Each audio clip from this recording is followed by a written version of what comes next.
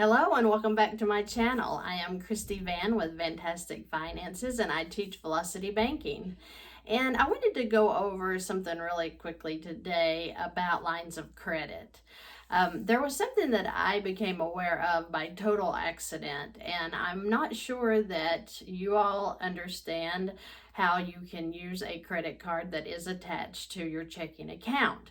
So the way I came across it back when I started velocity banking, probably after it, I was playing online with my checking account one day, and I have a credit card of $15,000 that was attached to my checking account. Because like when you walk into a bank and they offer you the debit card for your checking account, sometimes they'll offer you the credit card as well, which if you get that, you need to take that, because we can use credit cards that are attached to our checking accounts as our lines of credit. Now, one condition on that is the banks that I've worked with, they will charge a fee sometimes to do a transfer, so up to 10%. So if you are transferring, say, $100 or $10,000 from your credit card as cash into your checking account, some of the banks will charge you a fee, and it can get quite pricey, like I said, up to 10%. So watch out for that. But I've worked with a lot of credit unions here in my area, and then in other states I have heard that they do not charge a transfer fee. It doesn't matter how many times you use it. It's like a HELOC. A HELOC you can usually transfer in and out of with absolutely no problems. This credit card attached to the checking account will do the same thing. So when you need cash for a mortgage payment or you need cash for a car payment, on the day it's due, just transfer it out of your credit card, put it into your checking account, and make the payment. Then turn around, put your income right back into that credit card. Does that make sense? Because I was not aware of that. I came up on that accidentally. I was playing online with my account, so by accident, I was making a transfer into my credit card from my checking account to do an income transfer, and then I hit the credit card into the checking and it actually went in there, and I was like, wow, okay, that's beautiful. And that's when I learned what a great asset a credit card can be attached to a checking account. So if you have a credit card issued by your bank or your credit union, check on that. Do a transfer just to try it to see, did the cash go in? And if the cash did go in, what did it charge you, if anything? And can you turn right around and put that money right back in, without any problems? That would be great. It should be that simple. I don't know why banks sometimes charge the fee, because you're still using their credit card and you're still getting charged the interest rate, but I don't know if they're greedy or what, but they will charge that percent sometimes to do a transfer into your checking, which that's not always a bad thing if you're making a chunk, into a car payment or a student loan, a mortgage to work to pay it off. 2.5% is not a bad rate.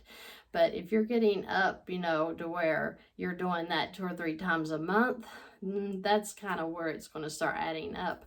But check with a credit union in your area and see if they won't do it to where there are no transfer fees back and forth. And that can really, really, really help you when it comes to doing velocity banking. And I can show you how. So if you have a checking account and your payroll money goes into this checking account, say $2,000, then you have a credit card issued by the same bank, then say it has a $10,000 limit. If you have an $8,000 student loan that you want to pay off, you will take this. From this balance here, you will take $8,000 and put it into your checking. So you'll do a transfer from the card into the checking account. Then you will go to your student loan online and make a payment. and do a payoff of the $8,000, which will come directly out of your checking account.